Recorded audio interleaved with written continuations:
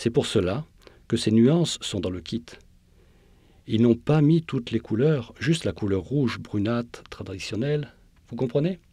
C'est tout simplement la couleur traditionnelle. Maintenant, je vais vous faire des tortillons. Ce sont de bons outils pour estomper les couleurs. Vous pouvez utiliser votre doigt pour mélanger. Ce n'est pas interdit, mais il faut que vous compreniez que lorsque vous utilisez vos doigts, les fluides qui se trouvent sur votre peau vont aller sur le papier et donc la couleur va brunir.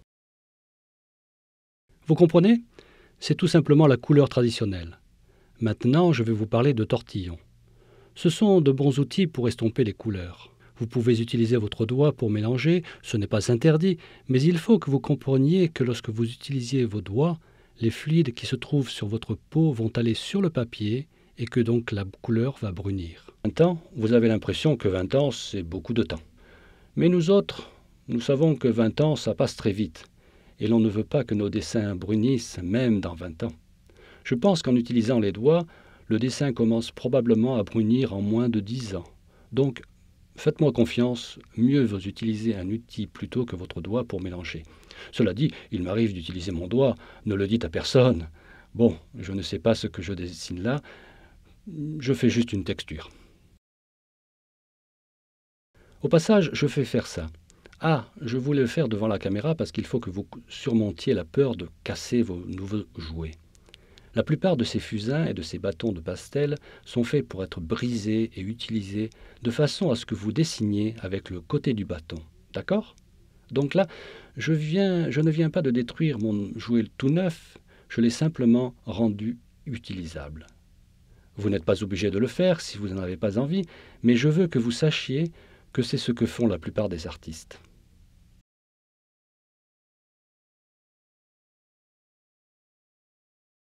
Ici encore, qu'est-ce que je dessine? Eh bien, ce sera brun, rougeâtre et noir, sans titre, numéro 1. Qu'est-ce que vous dites de cela? Je joue simplement avec ces couleurs. Je vous conseille vraiment de jouer comme je le fais. Ceci dit, je vais répéter que si certains de ces matériaux sont nouveaux pour vous, comportez-vous comme un petit enfant, comme un enfant, faites des bêtises. L'une des pires choses à faire, et je sais que c'est exactement ce qui arrive quand les gens achètent un kit d'art, c'est d'acheter tous ces produits et d'être pétrifié, paralysé, de ne pas savoir par où commencer. Je vous enjoins vraiment à être un enfant et à faire des bêtises.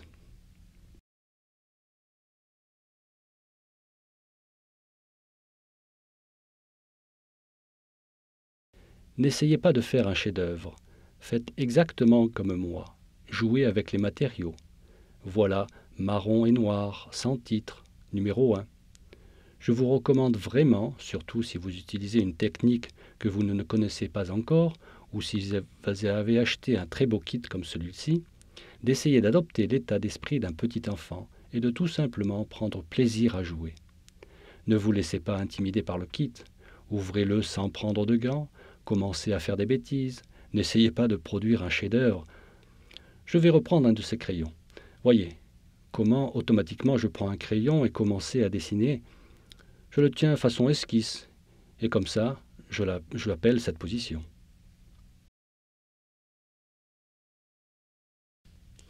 Et maintenant, je vais prendre ma gomme et jouer un peu avec.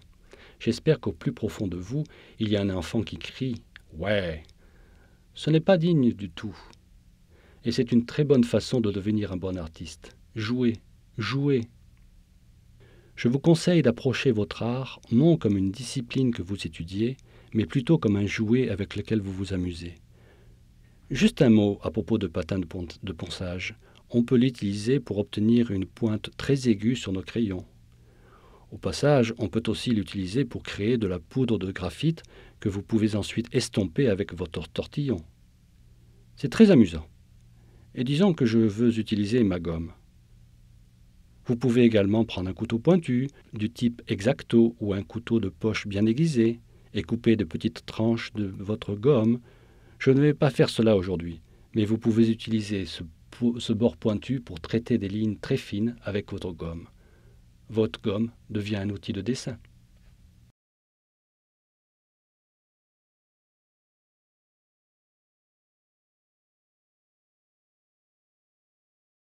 Ce n'est donc pas simplement un outil pour attraper des erreurs, c'est un outil de dessin.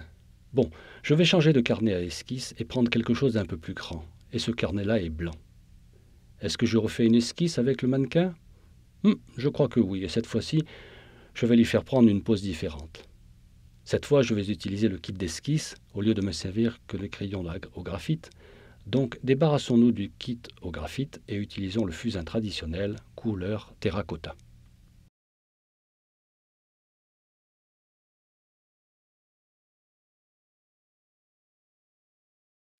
Une fois de plus, vous n'êtes pas obligé de faire cela, mais j'ai l'habitude de laisser une page de garde au début de mon carnet à esquisse. Vous pouvez y revenir plus tard et écrire votre nom, la date ou autre information de ce type. Moi, je le fais. Vous n'êtes pas obligé de le faire, mais c'est une habitude que j'ai prise et qui s'est avérée très utile. Donc ici, je vous conseille de regarder la façon dont je bouge. Je donne l'impression d'être arrogant. Et je le suis peut-être, mais je ne pense pas être quelqu'un d'arrogant. Quand je regarde d'autres artistes professionnels, je suis toujours fasciné de constater que nous bougeons tous de la même manière.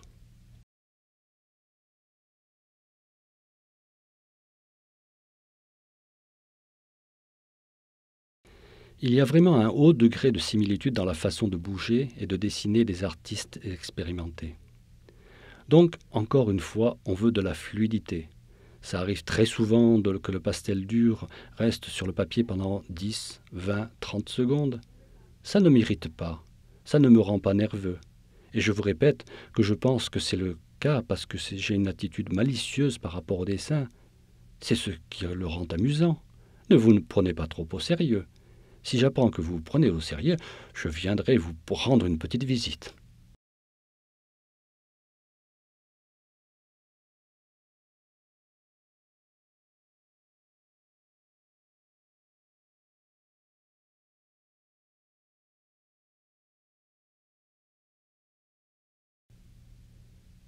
Et je vous aiderai à rire. Une des choses amusantes à propos de ce mannequin, c'est que bien sûr, je n'ai pas beaucoup de détails, et qu'il est donc facile d'entretenir et d'ajouter quelques détails humains. La forme des mains, de la bouche, et ainsi de suite. On ne peut pas non plus ajouter trop de détails. Mais l'une des choses que je veux faire avant de poser sur mon papier, c'est d'ajouter une couleur de fond. Quand je regarde le carnet à esquisse d'étudiants, je regarde vraiment beaucoup. Une des faiblesses, une des erreurs que j'ai remarquées, c'est que beaucoup d'étudiants sont très doués pour le dessin, ils sont moins doués pour créer une œuvre d'art.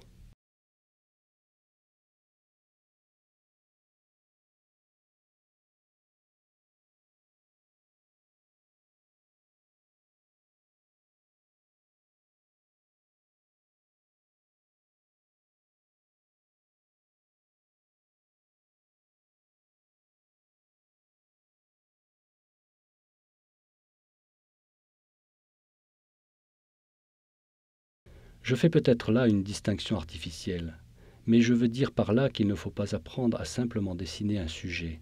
Il faut apprendre à le mettre en contexte. Vous comprenez? Autrement dit, donnez-lui un environnement et finissez le dessin complet. On a presque plus de temps pour cette étape de la présentation des esquisses. Je vais juste finir un peu cela. Si j'avais plus de temps, je viendrais ici et j'ombrerais tout cela avec un peu plus de précaution. Et la dernière chose que je vais faire, c'est revenir ici et ajouter des détails sombres avec le fusain que j'ai cassé en deux.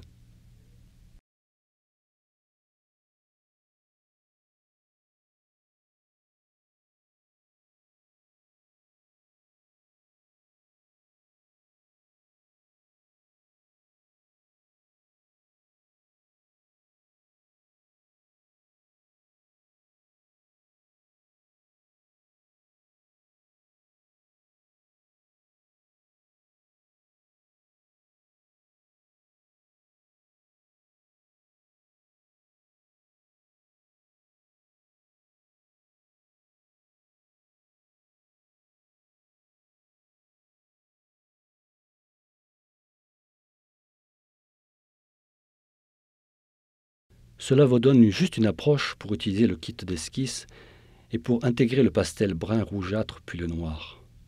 On pourrait certainement venir ici et ombrer en utilisant une couleur encore plus foncée.